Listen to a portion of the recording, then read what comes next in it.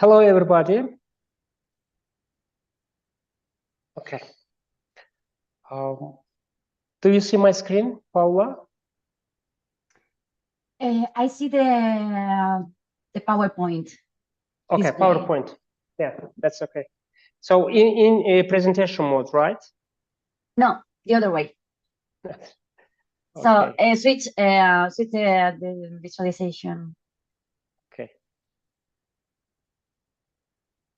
Okay. I hope yes. So let me. Okay. Let me stop sharing, and here I'm just going to share my second screen. Now I hope everything will be perfect. So just a minute. Yes. Okay. Now you see a full screen, right? Not? Now I see. Okay. Now it's okay. Now it should be okay. Now, okay. now it's working. So good evening, everybody. Welcome to our data visualization in Power BI layout and whitespace matter webinar. Today is June 7th, 2024. And in this session, we will review the latest updates in Power BI and discuss the importance of white spaces and what they convey, and with whom we are going to do it. Today we have our speaker from Spain, Paula García Este. I hope I pronounced her name correctly. She is Microsoft MVP and top data visualization voice, and I hope in next minutes she will be able to give the necessary information about herself. And also, I would like to give a little bit info about our next speakers. In June and in July, we are going to have 3 more speakers. Ivers Kramps-Vanex from Latvia, Alex Kalakolo from USA, and also Hamid Sadiq Pursali from the Netherlands. They are going to talk about Power BI and also Azure. And also, I would like to give a little bit info about our Meetup rules. As soon as our webinar ends, I will be sending the recording, link for those who couldn't attend this session. Also, we have an opportunity to ask questions. Actually, at the end of webinar, 10 through 15 minutes are given for Q&A session, but however, during the webinar, you can type your questions. Once again, this webinar is recorded and is subject to sharing. So if it's not okay for you, so you can, you can stop attending this webinar, but however, it's good to tell you about this issue. Let's talk about a little bit about our session schedule. Introduction is just for 5 minutes that I'm doing right now, and I hope for the next 30 minutes, Paula will present. And after that time, we will have 10 or 15 minutes for Q&A session, as I mentioned earlier. So if you are if you want to just deliver speech on behalf of Green Data Innovators and one of Power BI Meetup group members, you can contact me via zarbali@excelworld.org email address, and we can arrange a webinar with your participation for our members. Now, I would like here to deliver a floor speech to Paula Garcia. So, Paula, you can welcome us again, and you can start sharing your screen and go on. Thank you. Okay. Can you see the screen correctly? Okay, you are mute right now? Yes. I see your screen. Sorry. You can go on. Thank you. Thank you. Well, thank you very much for the invitation. It's a pleasure to be here. I'm a not native speaker, so I think you can understand everything I said, and the idea is to share some keys or details you need to take into account regarding white and the layout and why these white colors can be super important in your dashboards and in Power BI in general. So thank you for being here. This is the agenda for this session. We will see some benefits of data visualization, just for the sake of remember that it's something super important for the final users, the real users that will consume our dashboards. Then we will review a little bit of theory. I know that usually people and technical people don't like theory, but sometimes it's useful. So let me share some ideas about white colors and key concepts. And then we will see more practical or kind of demos that I hope they will clarify all these concepts we will review before. First, how to apply white in the layouts, and then how we can use or what we communicate with white within the visuals. So, well, my name is Paula, as you already know. I'm a data lover, and this is the faster way of present myself. Usually I said data lover manchega. Manchega is something that sounds that tells about my region within Spain. So we can say here that I'm a Spanish data lover, if you prefer. I'm a Microsoft MVP in data platform.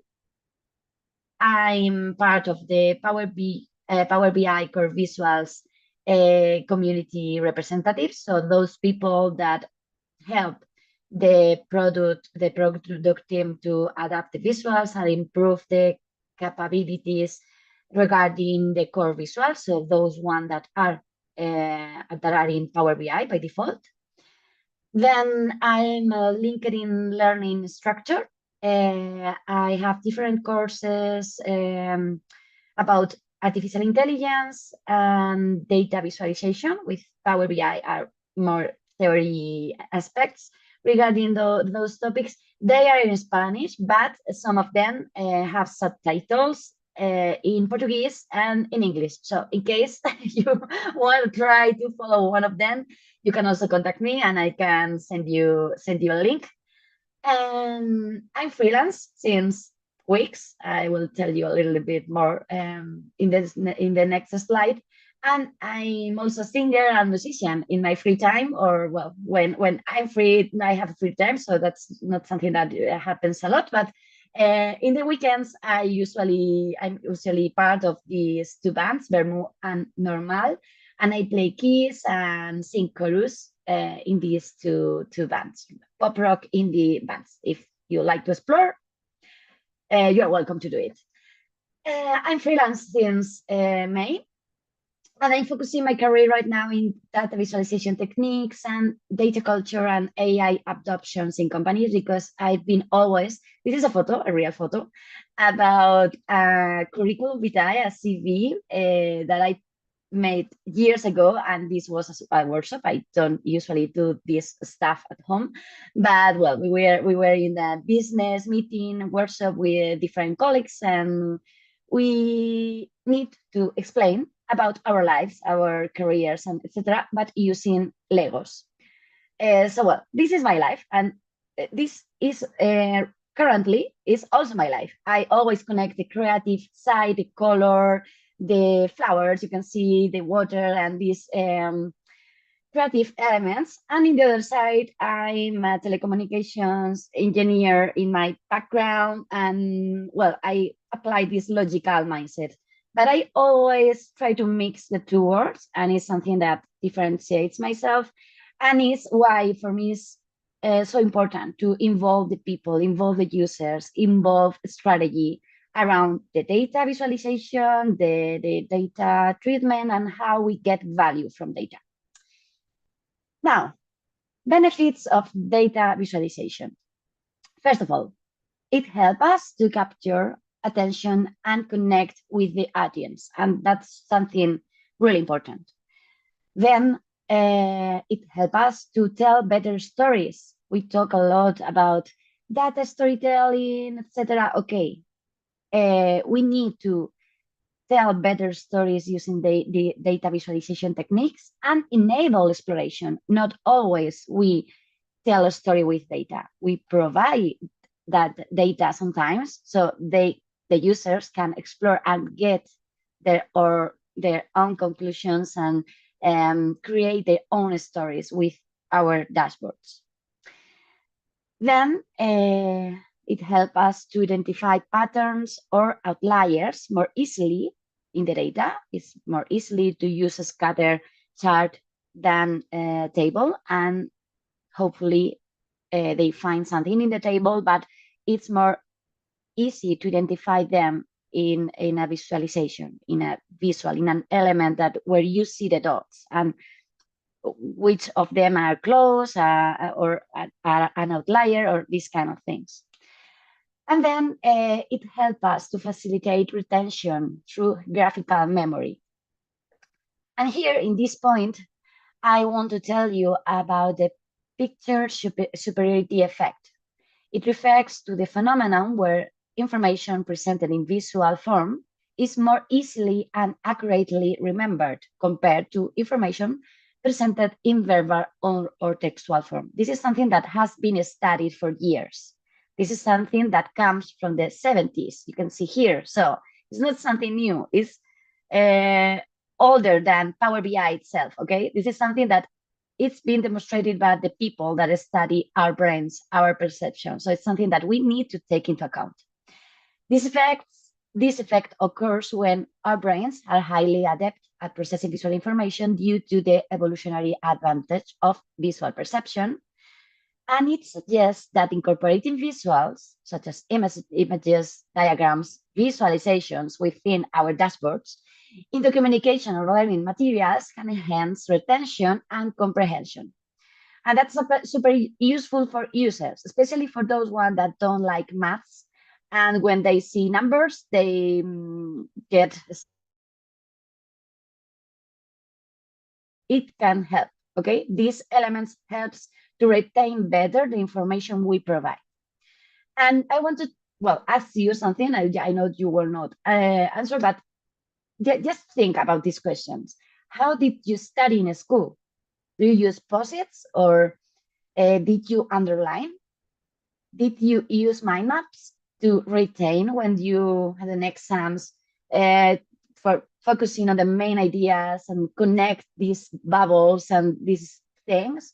Did you use other study techniques that involve colors? This is something that is been with us for years. But Paula, why are you talking about colors?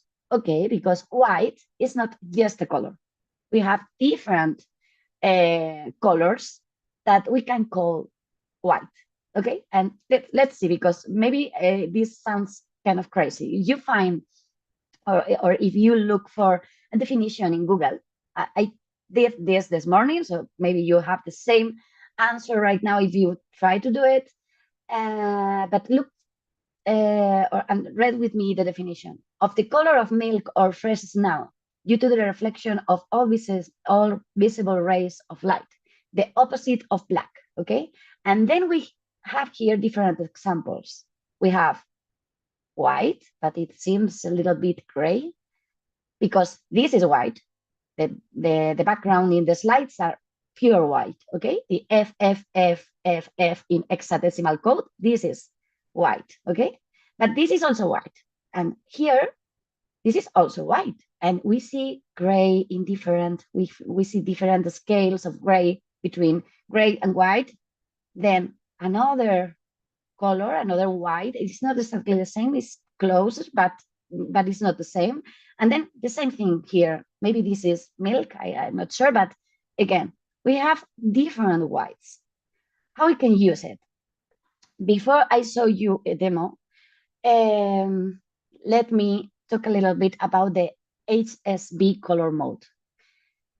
It's easy to understand these three different concepts taking here this cone, but let's read the definition. Hue refers to the pure state of color. It is the natural color without mixing or modifying. The unmixed or unmodified property of color is hue. In other words, hue is the name by which we identify a color, okay? If you focus on this circle, we have pink, purple, different blues, then greens, then yellow, orange, red, okay?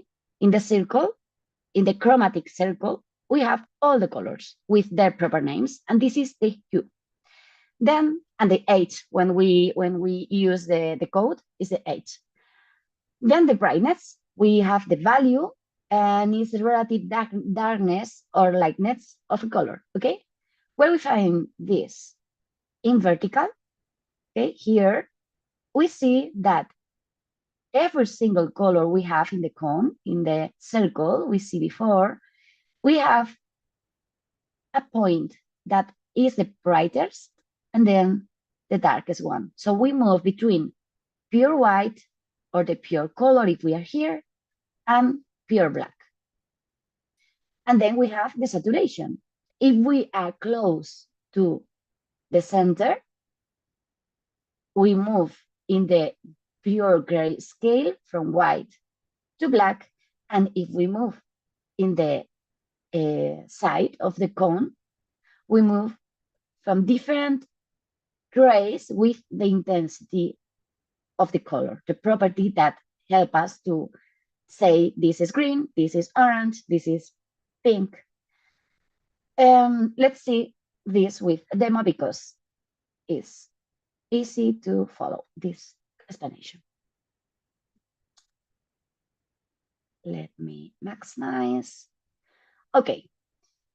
I usually choose this tool, Adobe Color, because I like the interface and I think it's, well, kind of easy to use and try different themes, different color themes, and make different tests if you want to generate something visually appealing. Let's call it that way.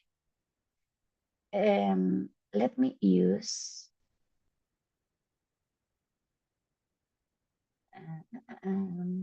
okay, this.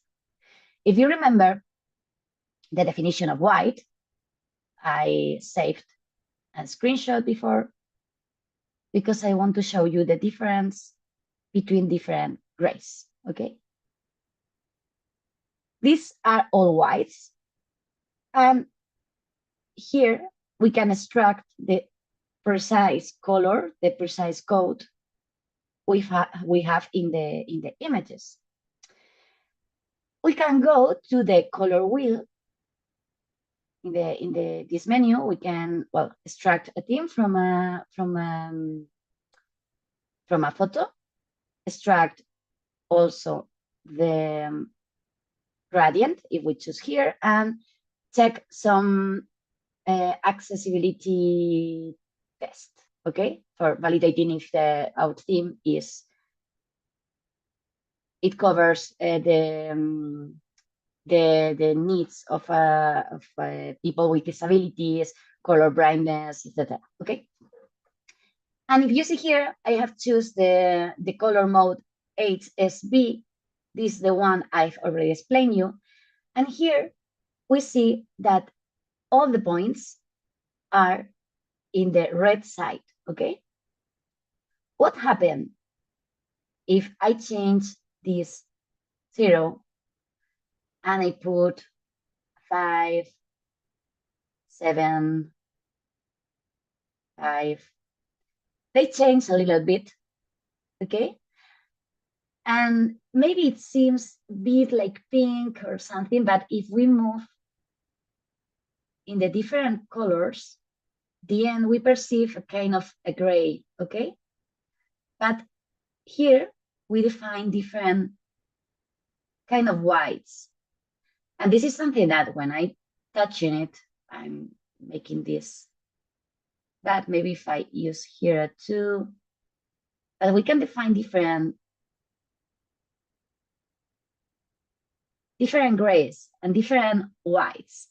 Why I call this white? Because they are perceived as white, okay? And we can also identify in the market different tones, different shadows, different styles of white if we buy it in the real life. And we can talk also about the color temperature. This is a scale where the designers define different tones in white. We have the warm white and the cool white. We have a lot of whites. In fact, we can talk about a cool white, a pure white, and a warm white. And why this is important again? Because we can use these grays, these whites in layouts. For example, here, you perceive this as a clear mode and as a template that is mostly white. But we use these little differences. I have like highlighted, but we can use a soft gray here. And it helps us to structure and communicate better and provide this order within the layout and show this dashboard as something more professional, okay?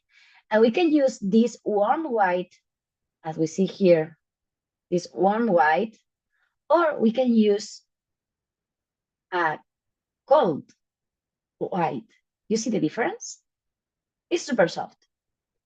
And why this is important? Because this the background you choose will affect the overall connection between all the colors you use later, okay? And also, why I think or I suggest to use this kind of layouts with these differences and squares and etc. Because it's demonstrated, again, it's not something I say, it's not my idea, it's not my creative mindset. No. It's because it's been studied for years that our perception follow certain rules and we can use it in our benefit to communicate better with our data. So if we talk about or you study and find more information about the Gestalt principles of visual perception, you will see the proximity, similarity, enclosure, closure, continuity, connection.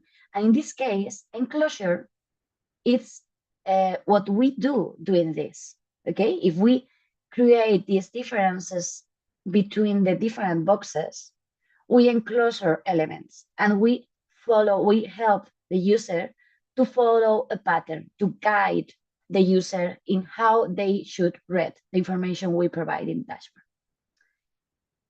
These are colors that I take from here, and this is a website where you can find information about how paint your walls in your house. Okay, this is something that is in the market, okay? And we have these warm colors and these cool colors. Now for different brands that maybe you know, or maybe you don't, because this is cupcakes. I don't know nothing about Coca-Cola because they don't pay me for now. So I will show you just logos for different brands, super well-known brands. And when we have, for example, a color, a logo or a brand where a cold color is shown or a warm color is shown, maybe we find that some of these whites match better with the logo itself. In this case, I honestly don't know what I prefer, but they're different, okay? Now iCloud. I could, sorry. If you check this, the logo is blue. It's blue in different scales, okay? This cloud. But if you focus on the background, this background, you see that it's a cold color. So these are the tones that will match better in our theme. Then Norway. I honestly think it goes better with these colors. And then Quack. Maybe you work with Quack for managing your tags within your teams. And in this case, we see cold and warm colors. These two ducks are warm colors, and these can be considered as cold colors. So maybe both warm and grays could work in our theme. And why is this important? Again, let's check it in a demo, okay? If we go here, okay, imagine we have this dashboard. It's a whole dashboard with different elements. And the theme, sorry, because I have the interface in Spanish, but I think you will follow me. I've used the theme that we usually have, like the default theme, okay, with this blue, other blue, orange, etc. And it's the default one, so maybe you have already worked with it.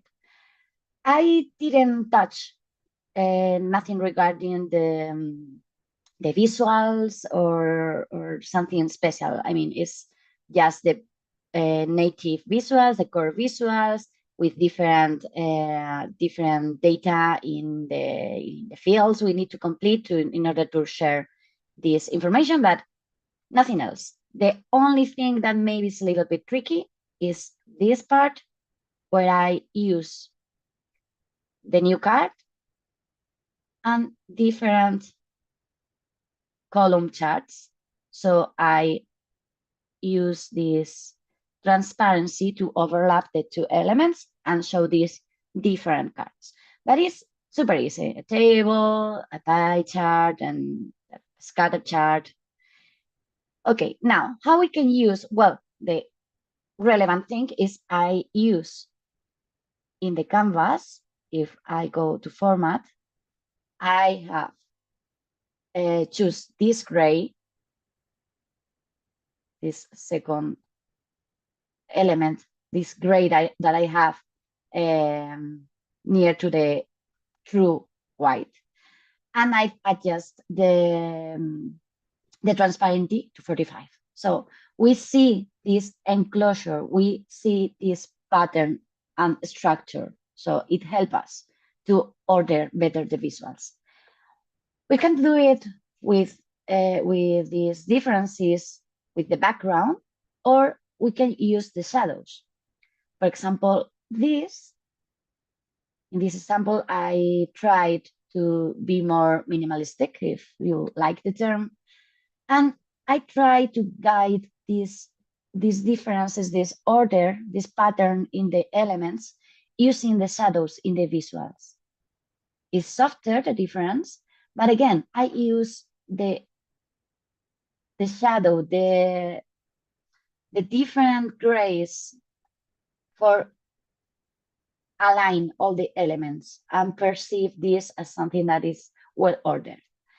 You can modify it from size and style, and then the shadow activating it. Okay, if I deselect the shadow, you see the difference. It seems that the elements are like floating, and this is not helping. This is not helping the perception of the user. I will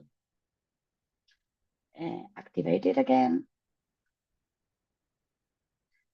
And these are just simple adjustments you can do in your template, not templates, but in your dashboards to order the information. For example, here, I use the shadow, but in the other way around. So it seems that I'm overlapping this white big element, the main space where I want to focus the attention of the user here.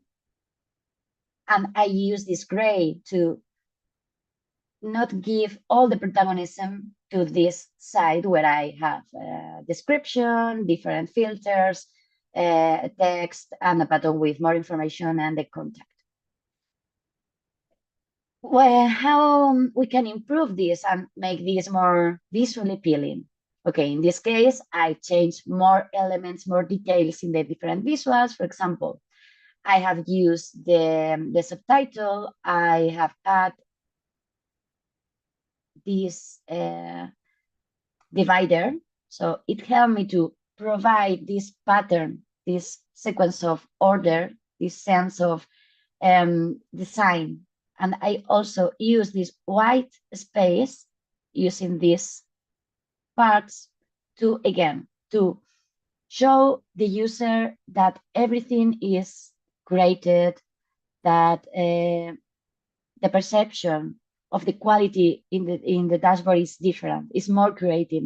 And you can see this difference between this, I hope is clear, that the perception here is more clear, more ordered. And other use of color, for example, is here. I generate this space between the different categories in these rows, in these bars, sorry. So you can differentiate super easily the different categories within a bar, okay? Something that if I don't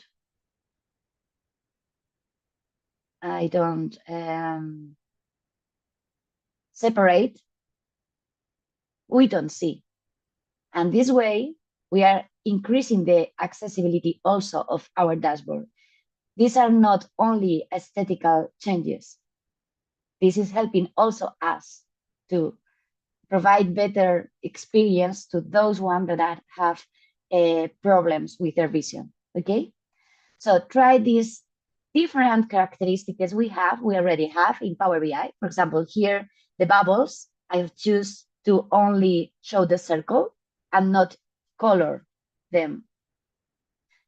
Same thing here. In the different columns, I choose the gray as color, but also mark the square around the column. So it helps to perceive better the form and the difference between the different, all the columns we have, okay? So use with this contrast, use the different grays to order the information and to guide the user in how they should read, they should read the information, okay? We continue with the presentation. Here we have screenshots for the same thing we have already seen, okay? And well, I think the different, even if the colors and the blues and the orange are the same because I didn't touch them, you can see that we can do a lot of improvements using the native capabilities we have in Power BI. Okay, we have talked a lot about white right now and different whites, but what happened with black? Well, black is the same in Power BI and in the layouts. What I mean is the same. For example, here you see another dashboard I created a time ago. You are seeing exactly the same dashboard you have already seen, okay? The difference is I created in dark mode. I will show it to you here, the real dashboard, where we can show, we can navigate, and we have different themes inspired in the villains of Disney villains, okay? We have here, well, I hope you know some of them, but I want to focus on the layout. If you see here, I got different colors from the image, and we have different flavors of green, and they help me to, first of all, mark all the KPIs and highlight them. So the attention goes directly through these elements, and then also this side. And the other characteristics of the greens help me to mark this pattern, this structure in the layout. Also here in the filters, you can perceive there is a different tone of green or black, if you prefer to call it black. Same thing here with red, but it seems to be black. Okay, but it's red. These are colors that comes again from Jafar. Here, same thing for Ursula. And you see how we can structure the elements and improve the professionalism of our dashboards. Okay, so, well, what's the difference? Well, first of all, I want to show you also that this comes from a super simple mockup that you can do in a paper, in Power BI, in mockups.com, if you prefer. There are a lot of possibilities to create mockups and validate the idea of a general dashboard within touching Power BI. So it helps to make dashboard faster, in my opinion, and get feedback in an early stage within helping the users to understand if the solution goes in the right direction or not. So we can do this kind of mockups super easily and then apply where they can see and follow the pattern on how they will read the information, okay, in the F diagram or this zigzag. And what are the difference between the light and the dark mode? Basically, that the information we show in a light mode or a dark mode is the numbers are black in the light mode and the other way around in the dark mode. But something interesting, if you focus on different apps you have in your mobile phone, I'm sure you have, you will see that they almost never use real black or real white. They combine these scales of gray and these scales of black to generate these patterns, generate these differences. So they help us to show the structure, okay? And well, help the reader to get the information. And well, minimalism and aesthetics. Minimalism is more than a trend. And then again, theory, the usability heuristics, the Nielsen's 10 usability heuristics are, well, Jakob Nielsen is an UX expert and invent different heuristics that help us to improve the experience, the usability of a product. Balancing minimalism and aesthetics in any system of product design requires a reduction of all its visible elements to only show what's functionality and aesthetically necessary. What does it mean? That we need to remove things that are not really helping the user, are not really showing information to the user, okay? And this is, again, something about human visual perception, okay? This is about our psychology, how our brain works. And I want to share with you two key ideas. We need to focus on reducing the cognitive load. That means reduce the mental effort an individual requires to complete a task. We have a limited memory, like the RAM, okay? We have a short-term memory and a long-term memory. So let's call it RAM. Our short memory has limitations because it is what it is. We cannot remember a lot of things at the same time. It makes us to spend more energy on that task.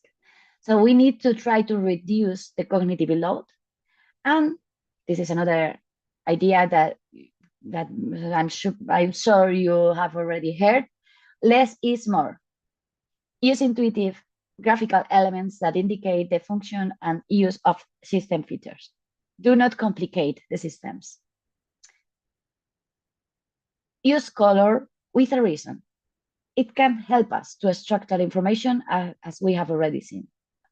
But if we are not communicating with the different colors, I mean different hues, different name of colors, green, purple, blue, okay? Do not use it if you are not adding more information with them. How we can add more information with colors? We can use gradients. So for example, here we have a scatter chart, a bubble chart, because we have used the size. And we use color for showing a third dimension. We have sales in this axis. we have the quantity of things we have sold in a company, and we have used the color for adding a third continuous dimension, that is the profit. So we identify these bubbles as the better products, let's say. But what's the difference between this bubble and this bubble? This has a greater profit than this other one. So where to focus our attention? It depends on the analysis we are making as users. But in general, let's say that I want to focus more, or at least I want to analyze what's going on with this element, this product, because I have more profit with this. What's the difference? What has happened with this? Here, in this scenario, using gradients, so the colors that goes to the softer color and the more intense one, we can show a third dimension in certain graphics. Then we can reinforce the information we show with the diverging colors, or use it for adding a third dimension. But basically, what's a diverging color? Those one that goes in the opposite direction in the chromatic circle. So for example, we have pink and red, purple and another kind of red, orange and purple, and they all cross the white or a color that is in the middle. For example, here we go from red and between red and green. Let's call it green, can be kind of blue-green, okay? And we cross gray. In this case, we are using color for highlighting those districts that have more positive sentiment or the negative one. So we reinforce this message in the data. And then we can use color for legends. Using categorical colors, we can identify different segments, different legends, different categories within a dataset, okay? But do not use it if you are just adding color for pleasure, or because you like red, you use red, or because you like pink, you use pink. No, let's focus in minimalism and aesthetics.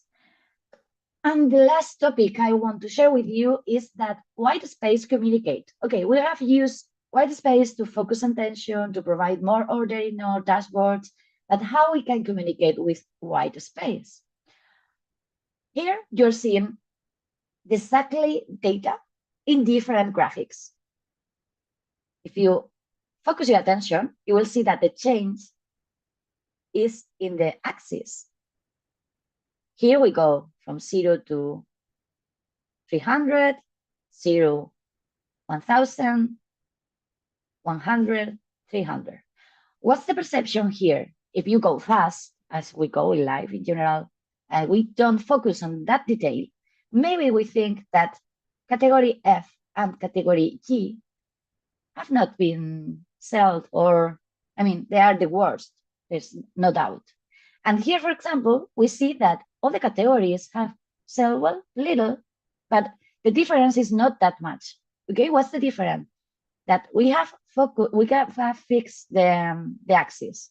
Here, for example, is this visual wrong? It depends. It depends, for example, if we want to show how far we are to get our objectives. Imagine this is our goal, and we are in May, so we have sold 280 items, and we are improving, but we need to sell more and more and more until we finish the year and we get this point, so we cover and we match our goal. Okay, so it depends. If you have decided that you need to fix the axis here, it's not wrong, it's just a decision, a conscious decision you need to take. Okay, I want to talk about, well, just to mention this book that okay, I can show you to you. When I recommend books, I usually read it. Okay, now I'm reading this one, and it's super interesting how charts like, and how we can force biased perception if we want, or at least it's good to be aware on how people can bias our decisions and our perception. And again, this is about psychology, but this is something interesting we need to take into account. So axes are important, and I want to show you super fast another example here. We have again a scatter chart, and I wanted to show you that, well, we move here from 0 to negative axis, and here we move from 0 to 100. I want to show you an option that I think help a lot to understand what's going on here. Okay, in this case, I will fix the range of the x-axis, and I want to fix it from minus 100 and plus 100. Okay, now we have fixed this one, and then let's do the same, but for the y-axis, from minus 600 and to plus 600. What I'm trying to do, to create quadrants, because it's more easy to understand these differences and if they are positive or negative, if we show quadrants, that if I just put the dots there or plot the bubbles there, and hopefully the user will focus on the axis and understand the real thing within the data. Okay, so what we can do for improving this and show better the quadrants, we can use the reference lines with constants, and I will add a line constant in the y-axis, and then another one here. Okay, sorry, let me add the second one. Okay, now, do you see the difference? Now we can check easily this outlier, this group.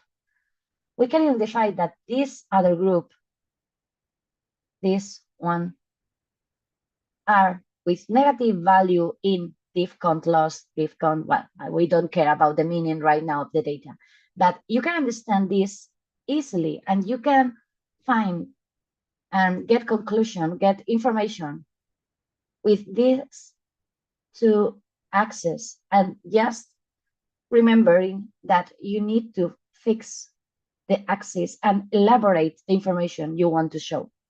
Okay, we are finishing, and again, thank you. I hope this presentation was interesting. I hope you will focus more on the different shadows and different whites you find in life in the applications. If you focus your attention when you use the mobile phone, you will learn a lot, and also when you navigate in internet in general. And well, let's improve together the visualization in general in the world. It's a pleasure to share these tips. Thank you very much. Thank you. Paula, it was very interesting, really. And I would like, before asking some question, I would like to just say one comment that Fernando Calera mentioned. First of all, he greets you and say that one imagen vale más que 100 palabras. As far as I understand, he tries to say that one picture is worth 1,000 words, right? Something like this. Yeah. It's really very great. I mean, very great words. And also, I have before Meetup, I'm asking people to gather questions from people. So I have written 5 questions here in in Zoom chat, and also one question is asked by Aurora SQ. If you don't mind, let's begin with her question, and then let's go with other questions. So she says that, hi Paula, do you start with the team or you first create the dashboard and then apply theme depending on the visuals included? Well, I'm right now developing a methodology, end-to-end methodology, because I really think that is the key is to involve the users in this design with these mockups before even having the data. I mean, I know that there's a lot of work getting the right information, connecting the sources, elaborating the metrics, DAX formulas, etc. But the real meaning will be the meaningful and the great dashboard is that one that connects with a real flow, that a decision that the user needs to take, needs to focus on, and their analyses are key. So I prefer to start with a design, with a flat design, super basic prototype, and iterate. And also having conversation, having questions, having forms, having things that help us to understand and emphasize with the user. I don't know if I answered the question exactly, but before creating dashboards in Power BI, I really think we need to do other stuff, and one is know the audience and their needs. Okay, and most probably during your presentation you have answered maybe some of the questions that I'm going to ask you, but however, you can repeat it, cover briefly. So the first question is that what's the purpose of white space in Power BI dashboards? What's the purpose? The purpose is help us to establish or define the format of the overall dashboard where we want to place our visual and communicate with those visuals. And in the other side is how we use the white space within a visual, because the difference we shows with the visual within the visuals also communicates. And in that aspect, the axes are key. Okay. And Aurora, thanks you. Okay, and let me go on with the next question. It's about, it says that why is it essential to avoid clutter or elements that draw too much or too little focus in your visualizations? How to avoid clutter? Yeah. Well, that's not easy, but in general, remove everything that distracts the user. And that's not easy, but the use of color, the proper use of color, the proper use of shadows is what can help you to guide the user to focus on what you want to focus. And this is something you need to elaborate, to test, to iterate, to develop your skills doing that. Yes, there's not a magic recipe like do this, and no. It requires time and experience in that. Okay. Fernando Calero says that all success with your freelance endeavor, Paula, and then he continues in Spanish, say, mucho éxito con tu etapa de independiente, Paula. I don't understand it. Thank you very much. It's well, success with your new career path and your situation of freelance, and yeah. Okay, and then he asks one more question.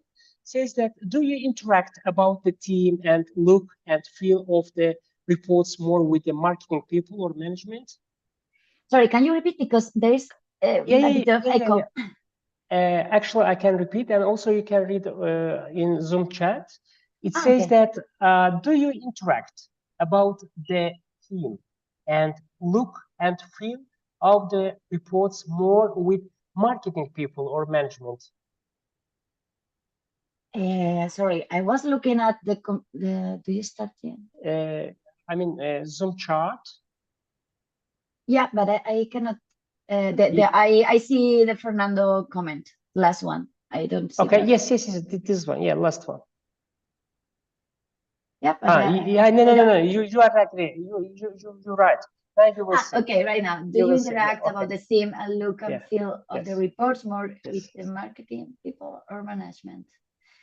Sometimes the marketing people have their own guidelines and style guidelines, and I think they are more design oriented people, so that's good.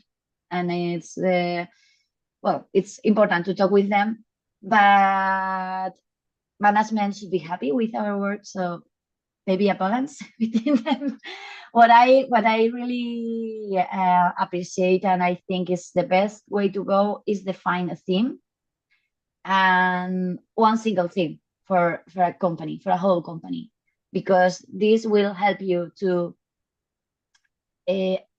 make the dashboard, create the dashboard, develop the dashboard faster, and avoid the conversation regarding I like this color, no, but I prefer this button, because the learnability process of the overall company will be better. And then if we follow a pattern, they will find easily what to touch and where to find the different elements where they can interact and this kind of thing. So one single theme, and then, well, we need to balance, and it depends always in the kind of company you are, marketing or management people.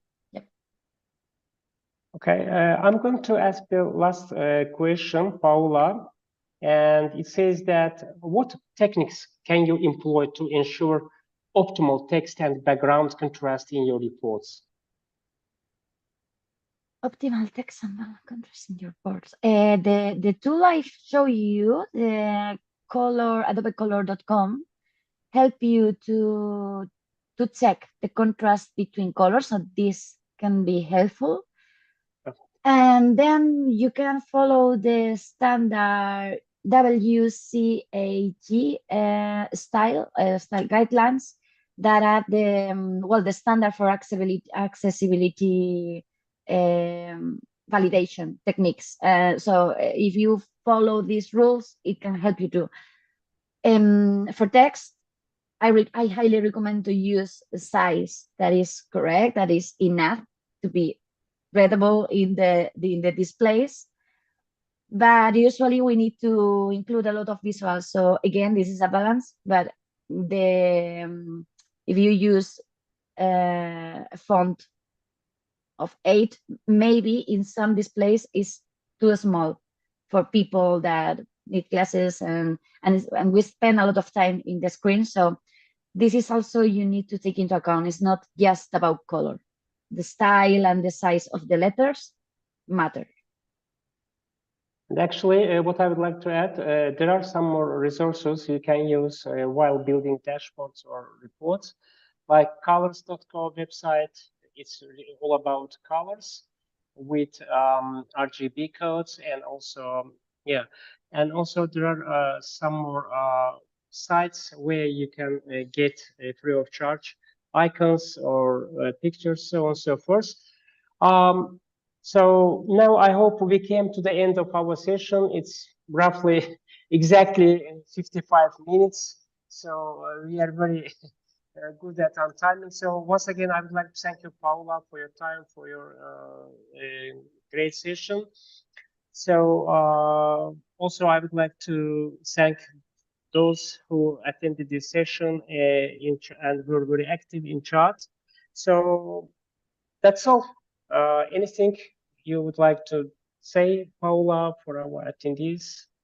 And then we'll cover. Thank you, Sergio, very much. Sorry for my Spanish accent, maybe, or the mistakes I made with the English. But well, has been a crazy week, so I hope you enjoy this session, and hopefully I will improve it, and you can see it in other versions in the future. You have very good command of English.